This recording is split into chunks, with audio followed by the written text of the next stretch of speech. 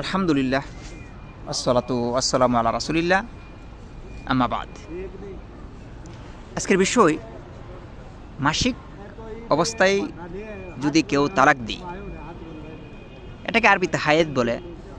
হায়েজ অবস্থায় তালাক দিলে কি করণীয়, অথবা হায়েজ অবস্থায় তালাক দেওয়া জায়েজ আছে কিনা, অথবা হায়েজ অবস্থায় তালাক দিলে কোনো পাপ হবে কিনা, এগুলি খুবই গুরুত্বপূর্ণ বিষয় মুসলিমদের জন্য।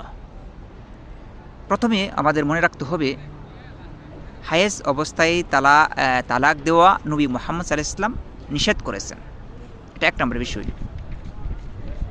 দুই নম্বর বিষয় হলো যে হায়েজ অবস্থায় যদি কেউ তালাক দেয় তাহলে তার পাপ হবে, মানে কবিরা গুনাহ, কারণ রাসূল সাল্লাল্লাহু আলাইহি ওয়াসাল্লাম নিষেধ করেছেন এটা। আর প্রত্যেকটা নিষেধ যদি কেউ অমান্য করে অথবা লঙ্ঘন করে রাসূলুল্লাহ সাল্লাল্লাহু আলাইহি ওয়াসাল্লামের, তাহলে কবিরা গুনার অন্তর্ভুক্ত। তৃতীয় বিষয় হল যে হায়েজ অবস্থায় তালাক দিলে কি করণীয়, এটা কি তালাক হিসেবে গণ্য হবে কি গণ্য হবে না, বা এই সম্পর্কে কি মাসালা নবী মুহাম্মদ সাল্লাল্লাহু আলাইহি ওয়াসাল্লাম বলেছেন। একটি হাদিসের মাধ্যমে আপনাদের সামনে এই বিষয়টি তুলে ধরব। এই হাদিসটি এসেছে বুখারীর মধ্যে। রাসূলুল্লাহ সাল্লাল্লাহু আলাইহি ওয়াসাল্লামের সাহাবী ইবনে ওমর রাদিয়াল্লাহু আনহু, তিনি তালাক দিয়েছিলেন রাসূল সাল্লাল্লাহু আলাইহি ওয়াসাল্লামের জমানে। যেমন আন্নাহু তাল্লাকা ইমরাআতাহু ওয়া হিয়া হাইদুন আলা আহাদিন নবী সাল্লাল্লাহু আলাইহি ওয়াসাল্লাম।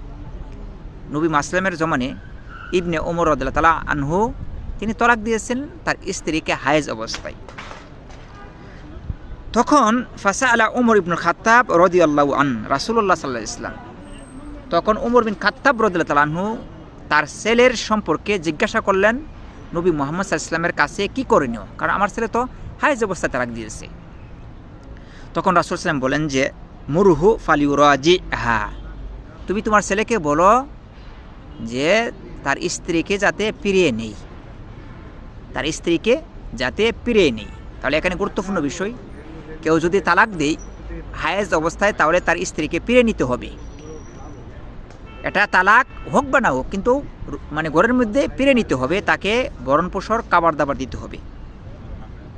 তারপর কি বলেছেন, সুম্মা লিউমসিকহা হাত্তা তাতহুরা, তারপর হায়েজ থেকে যতক্ষণ পর্যন্ত পবিত্র না হবে, গোসল না হবে, ততক্ষণ পর্যন্ত তাকে কি রেখেই দিতে হবে।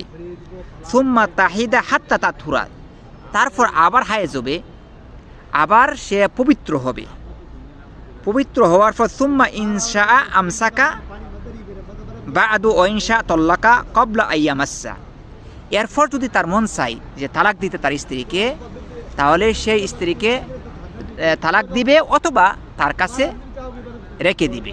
মনে রাখতে হবে, তালাক দিবে অথবা তার কাছে রেখে দিবে। মনে রাখতে হবে যে এই যে আমাদের দেশের মধ্যে যে হায়েজ অবস্থা তালাক দিয়ে যে সময় মন চায় সেই সময় তালাক দেয়, এই যে কাজগুলা কোরআন এবং হাদিস দ্বারা নিষিদ্ধ, এগুলি জায়েজ নয়। এখন আপনার প্রশ্ন হতে পারে যে হায়েজ অবস্থা তালাক দিলে তালাক কার্যকর হবে কি না, এটা নিয়ে মানে তালাকটি হবে কি না, এটা নিয়ে উলামাদের মধ্যে দুটি দলে বিভক্ত হয়েছে। একদল উলামারা বলেন যে তালাক কার্যকর হয়ে যাবে, যেহেতু তালাক দিয়ে দিয়েছেন। আরেকদল উলামারা বলেন যে এই তালাক কার্যকর হবে না, কারণ এটা একটা বেদাতি তালাক। এই তালাক নবী মুহাম্মদ সাল্লাল্লাহু আলাইহি ওয়াসাল্লাম নিষেধ করেছেন। এই পক্ষে মত দিয়েছেন ইমাম ইবনে বাজ, তারপর ইমাম ইবনে তাইমিয়া রহিমাহুল্লাহ। আরও একদল উলামারা বলেছেন যে তালাক হবে না, আরেকদল উলামারা বলেছেন তালাক হবে। তবে মনে রাখতে হবে এই বিষয়টি যে হায়েজ অবস্থায় আমরা কখনো অন্ততপক্ষে এই কাজটি করব না। বিশেষ করে এগুলি মানুষকে আমাদের জানাতে হবে যে হায়েজ অবস্থায় তালাক দেওয়া জায়েজ নেই, বরং এটা কবিরা গুনাহ। আল্লাহু আ'লামু।